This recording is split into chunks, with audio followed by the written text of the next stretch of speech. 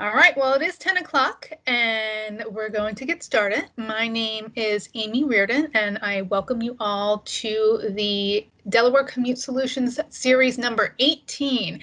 And this is bike safety since May is Bike Month. And we have a great presentation with guest speaker Laura from Urban Bike Project today. So before we get started with Laura's presentation, I'm just going to do a quick run through of Delaware Commute Solutions. So we could advance to the next slide.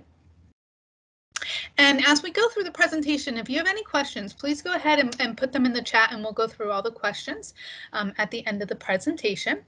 So Delaware Commute Solutions is a free commuter program that is run through Dartford State, which is the public transportation for Delaware. And we work with employers, employees, students, colleges, higher education institutes, and community resources to assist with transportation options. And we do this by encouraging clean commuting. And Delaware Commute Solutions came about because we wanted to improve the air quality of Delaware and also reduce the traffic congestions on the road. And how you do that is by clean commuting. So we are reducing the number of single occupancy vehicles on our roadways. Next slide, please. So when I mention clean commuting, here are all our clean commute modes. We have carpooling, biking and walking, transit, which is both the DART buses as well as SEPTA, compressed work weeks, van pooling, and teleworking, or as many of you know it as working from home or remote working. So if you're doing any of these clean commutes, whether it's full-time, part-time, or seasonal, or if you are looking into some different transportation options on how to get to work or get some tips about your different modes to get to either work or school, please feel free to register for Delaware Commute Solutions. It is a free program, so you can utilize the benefits that come along with it. And today we are focusing on biking. Again, May is Bike Month. So I want to introduce you to Laura Wilburn, who is the Executive Director of Urban Bike Project. And as an introduction, we have a short, it's about a 2-minute video that we are going to bring up now. So if you just bear with us for about a couple seconds as we bring up the video, we'll play the video and then I will turn it over to Laura and she will go over some more information about Urban Bike Project.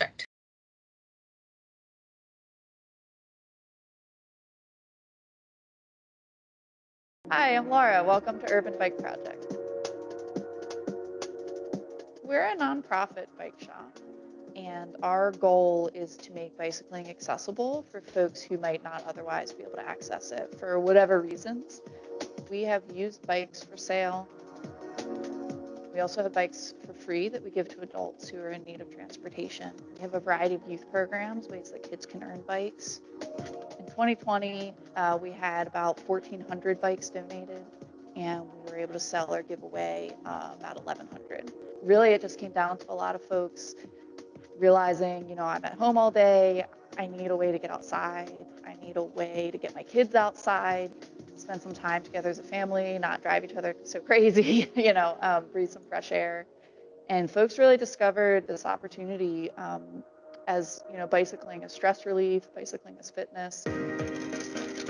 We had a ton of new riders coming to us, folks who either had never really ridden a bike before, or we heard it so many times folks say, I haven't ridden a bike in like 20 years, and kind of excited about getting back on that bike.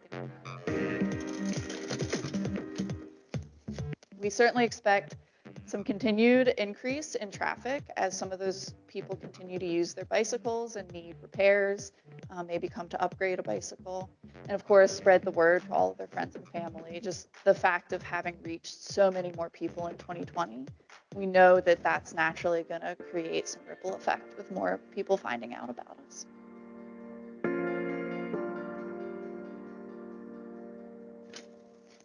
All right, that was a great introduction. Now, Laura, if you want to bring up your presentation, I am going to turn it over to you. And thank you again for co-hosting with us today. Yeah, of course. Thank you for having me.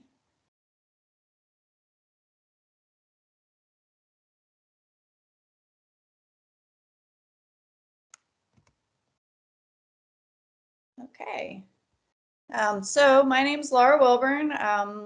Executive Director of Urban Bike Project. Thank you so much to Delaware Commute Solutions for having me join for this workshop today. Just going to spend some time chatting with you about kind of biking in and around Wilmington and what that could look like for you potentially. So I just wanted to start by saying, who is bike riding for? And the answer, of course, is all of us. So all of these photos are Urban Bike Project customers, folks who have joined us for a group ride or, as the little boy in the middle, learned to ride a bike with us, people who've bought bikes from us, received bikes for free. And as you can see, there are all kinds of different people.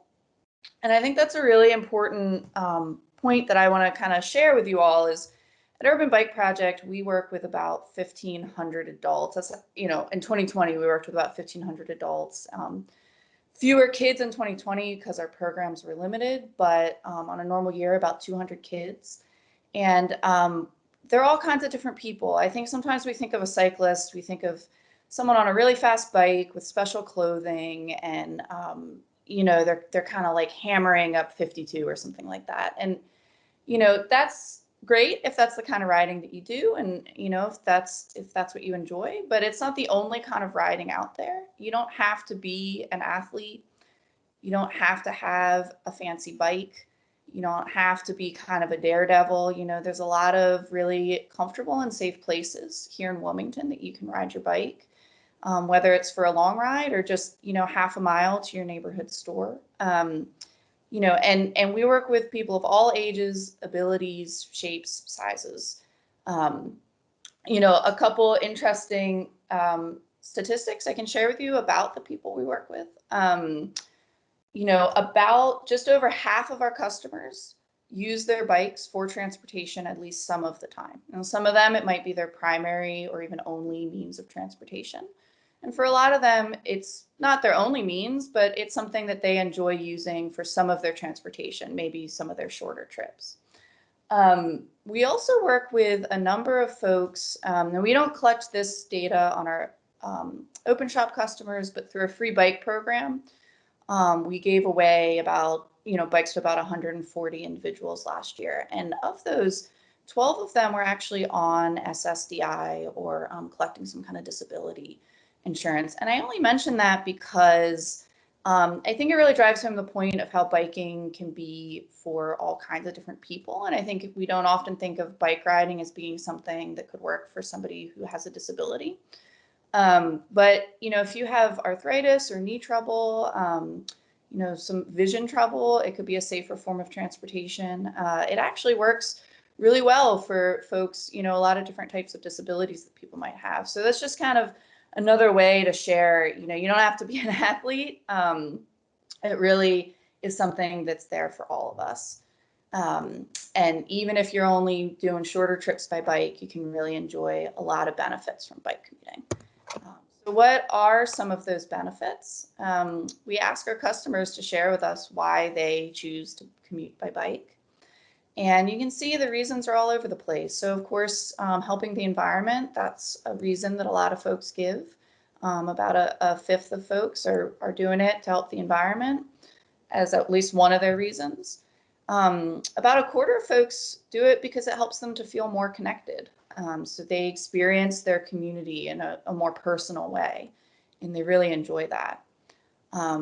A big reason, of course, is for fun and stress relief. It's a really lovely way to start your day, is to just breathe some fresh air and clear your mind a little bit before you dive into the day's work. And of course, about a third of folks are doing it for fitness, to improve their health. It's a really great way to do that. 10% don't have a driver's license for one reason or another. So you can see these reasons are really all kinds of reasons. Some of them are more sort of, this is what I need to do, and some of them are, this is what I want to do. The biggest reason, saving money. About 43% of folks do it to save money. That's you could break that down into about 11% of people said that they actually can't afford a car. And so, for those folks, this is their only option. And then the other folks, maybe they do have a car, but they like to bike some of the time as a means to save some money for themselves. And then another answer we get a lot of is that it's the fastest option for them. And that might surprise some folks, but biking in the city is actually a really practical transportation choice. If there's obstacles, let's say a large delivery truck is blocking the way, or there's a bus loading or unloading a large group of people, or perhaps someone in a wheelchair, that always takes a couple minutes for the driver to assist that customer.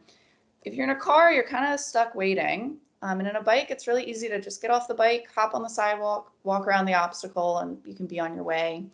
You also don't have to circle around looking for parking. You just, tie up to the nearest light pole and off you go. So it's a really great and practical option for those of you who might be doing some transportation right in and around Wilmington.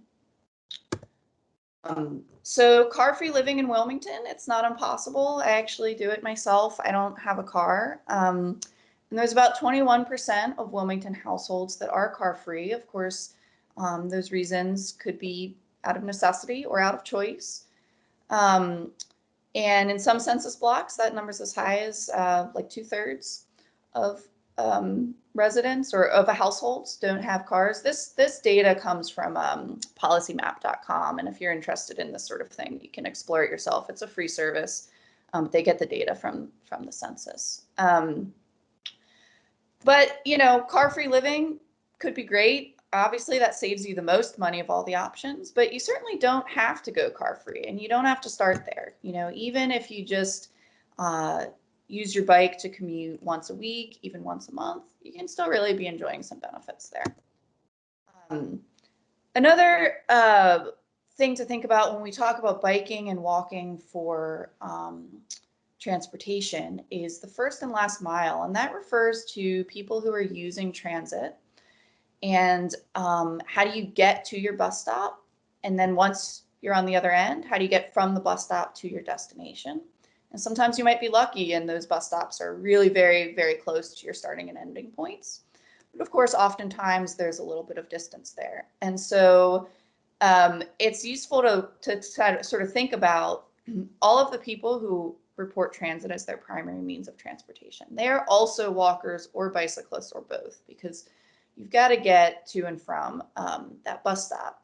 So that's another really practical way that you can utilize bicycling for commuting, is by combining it with transit.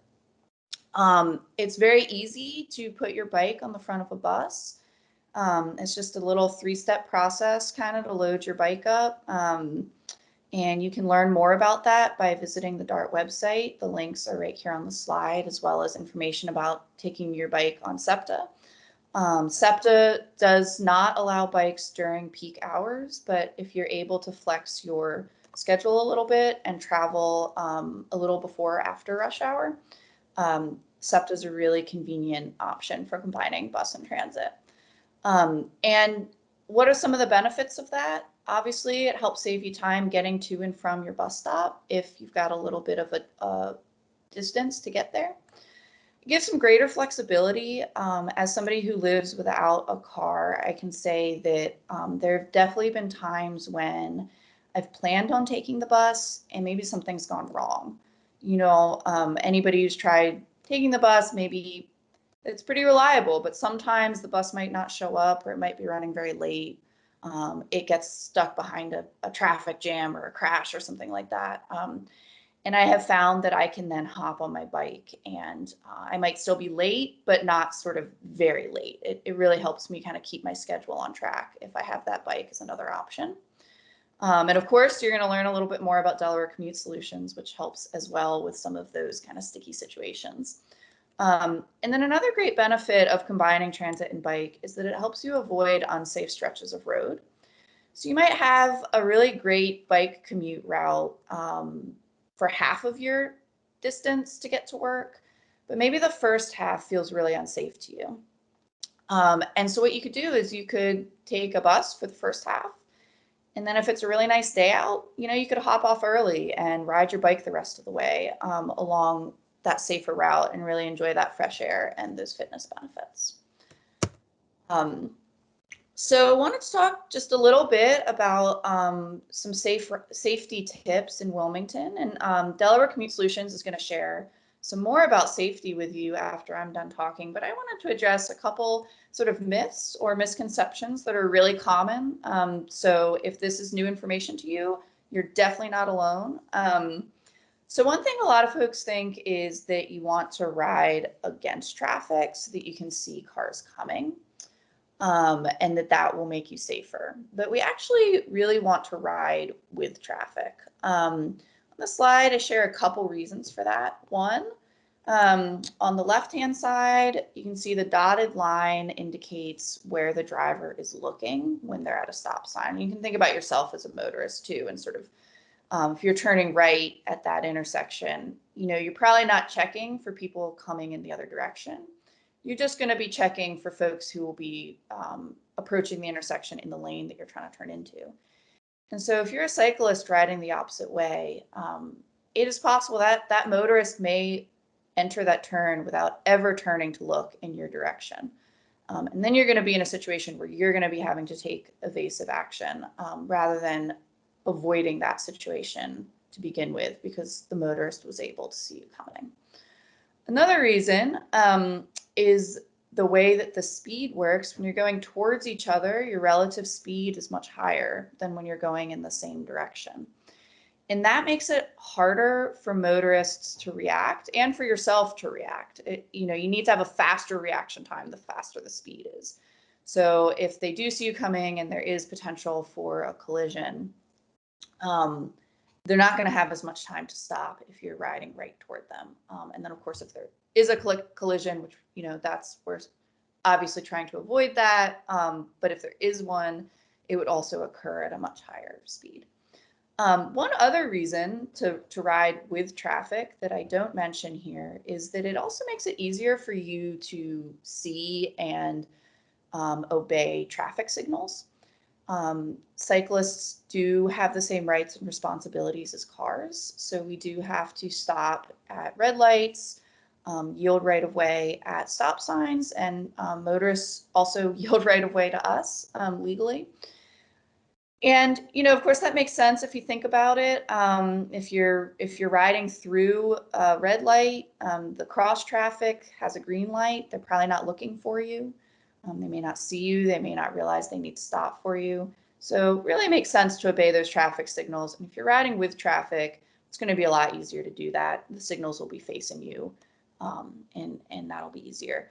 If you do feel uncomfortable not being able to see the cars over your shoulder, you can get a rear view mirror for a bicycle. They have ones that mount to handlebars as well as helmets and eyeglasses.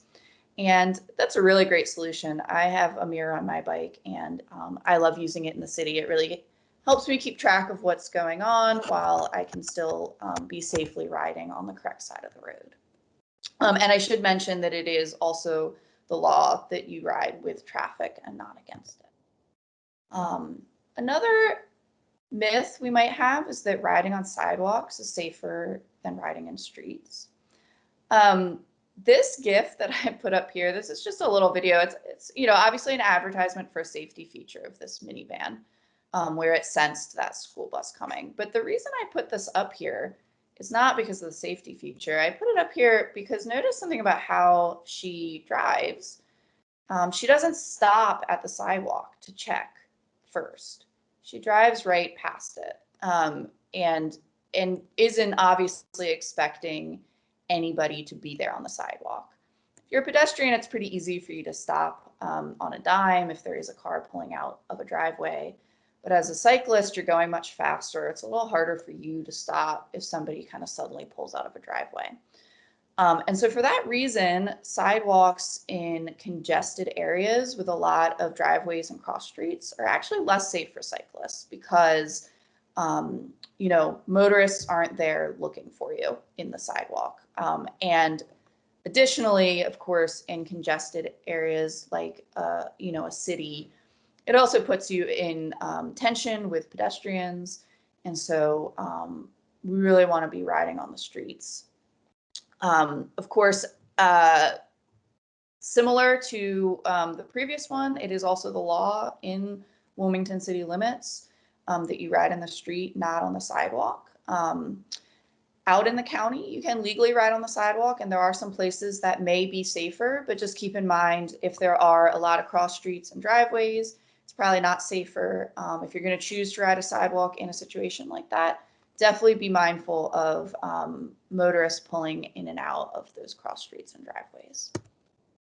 So you might have kind of detected a theme here, and that's visibility is a really important part of staying safe. Sort of visibility and predictability are the two things that most of this comes down to when riding in streets and sharing streets safely with motorists. So what are some other ways we can stay visible while riding? Bright or light colored clothing. I chose this photo of this mountain bicyclist because he's wearing street clothes. He's not wearing anything special or technical gear or anything like that. You can certainly get reflective vests, and those are really, really great, especially for riding at night. But even if you just have bright clothes from your regular wardrobe, those can really help you be more visible. Lights when riding at night or in inclement weather. It is also the law that you have a headlight and a tail light if you are riding at night. Hold a straight line. Don't weave between parked cars. A lot of times folks want to stay as far to the right as they possibly can. So if there's a gap between parked cars, they'll kind of pull over. But what happens when you do that is you disappear from the line of sight for the motorists who are driving in the lane. And then when you have to come back out to get around the next parked car, the motorist doesn't see you coming. It's surprising to them. They're not in a position to give you comfortable space. So again, visibility, predictability, make sure that you're behaving in ways that motorists are going to be able to predict and they're going to be able to see you. And then finally, if you can ride in a designated bike lane or path, that really obviously feels safe and comfortable for you. You have your own space. It also helps make you more visible, especially when it's a really clearly marked infrastructure, like in this image where we have the green pavement markings. If you find that your neighborhood does not have as many bike lanes and bike paths as you would like, there's lots of opportunities for you to provide that feedback to our transportation decision makers. So I just made a little note here. You can follow Will Mapgo on Facebook, and then you'll get notifications for public workshops where you'd have that opportunity to give that feedback. Okay. One other tip I wanted to share before I hand it back to Delaware Commute Solutions is finding others to ride with. That's a great way to practice new skills. If you can find groups of more experienced riders or even just one friend who can kind of take you out, introduce you to some of the safe routes that you can use to get through the city, and kind of build up your confidence and get a little more comfort with riding with others before you kind of venture out and try it on your own. You can go to our website. There's a link there. And we provide a ton of resources for finding opportunities to ride bikes with others. Some of those are rides that Urban Bike Project offers, and others are just kind of local Newcastle County resources that other groups share. So thank you so much for listening. I'm going to hand this back over to Delaware Commute Solutions now. Thanks so much, Laura. That's some great information. As we bring up our slides again, a couple things I wrote down because I find them really important is going over those myths. And I think a lot of people think riding against traffic. I know when I was younger, I thought that was the way to do it, but riding with is important. And then also about sidewalks. So depending on where you are, I don't think people realize that you are supposed to ride on the street, especially in Wilmington, and that just from that video, that short clip you had on that slide, showing the car just bypassing that sidewalk altogether. So some great reminders there. Thank you so much for sharing that. I think it gives people maybe who are new to biking, it's giving them a quick lesson into that. So that's great. So continuing on, just some bike safety tips. Laura covered some great ones. This is just a quick safety tip slide here. The ABCDs quick check. So when you are going out on a bike, just like you would in a car, you want to make sure your car is working properly. You want to make sure your bike's working properly as well. So some quick checks you can do is making sure your tires are inflated properly, your brakes are working. Very important to have brake pads that are in good shape. You want to make sure your chain is straight, clean, and oiled because you don't want to have to worry about that possibly falling off. And then one thing you might not think about, drop. So raising your bike about 2 inches, not too far. You don't want to have it be a big drop, but in case anything's loose, that would be the time for it possibly for you to check it. And again, instead of you riding it and then realizing something's loose. So it's easier to fix those concerns before actually jumping on your bike and commuting where you're going. Safety with helmets, reflective gear. You don't have to, as Laura said, you don't have to go out and buy expensive reflective gear. If you just have some bright colored clothing, that's great too. And obeying the traffic signals. You are a vehicle on the road, as Laura had mentioned, so making sure to obey those traffic signals. And one thing I want to point out too, with Delaware Commute Solutions, you can plan out your bike routes. So if you are registered, or if you're not, please go ahead and register, but you can actually plan out a safe bike route. So as you see in this photo here on the slide, you have a starting location at A, and this is also in Wilmington, to B, and the line shows you a safe route to commute with your bike. So you can utilize Delaware Commute Solutions to plan out your routes.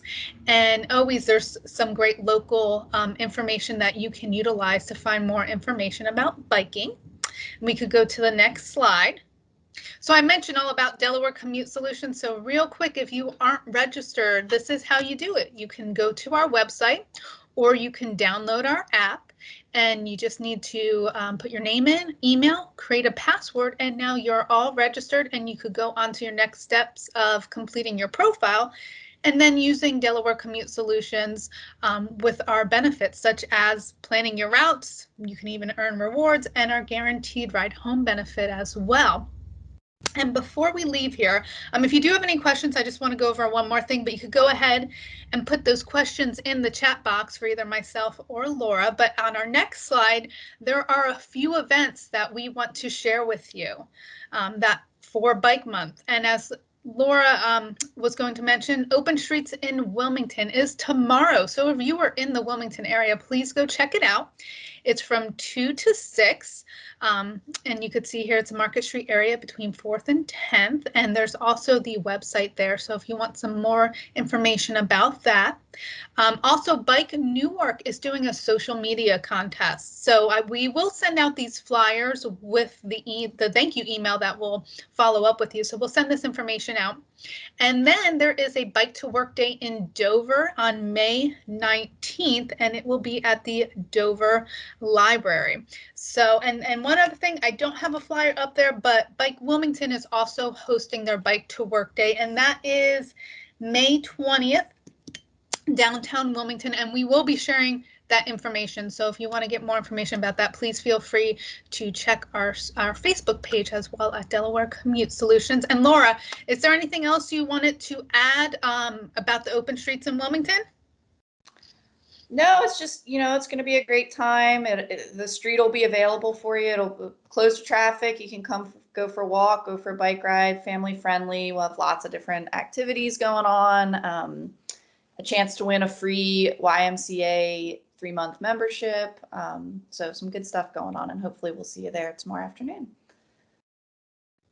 That's awesome. Sounds like a great event, and I know I'm trying to make my way down there as well. So if there's any questions, we're going to check the chat real quick. If there's any questions in there, I don't think I see any right now. But if not, I know Laura did share the website in the chat as well. So if you do have questions for Laura or just want to learn more about Urban Bike Project, feel free to go to urbanbikeproject.org. And we will go to our last slide with Delaware Commute Solutions info. Feel free to check us out as well. If you have any questions, let us know. And save the date for June 18th. We are hosting our Info Series 19, and we will be focusing on transit, and we will have a guest speaker from DART First State. So feel free to go ahead and put that in your calendar now, and more details will come with that.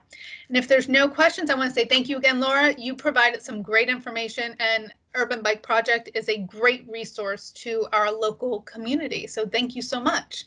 Thank you. Appreciate And it. yeah, everyone have a wonderful weekend, and hoping to see some people out there tomorrow for Open Streets. Have a great day, everyone. Thank you. Bye-bye.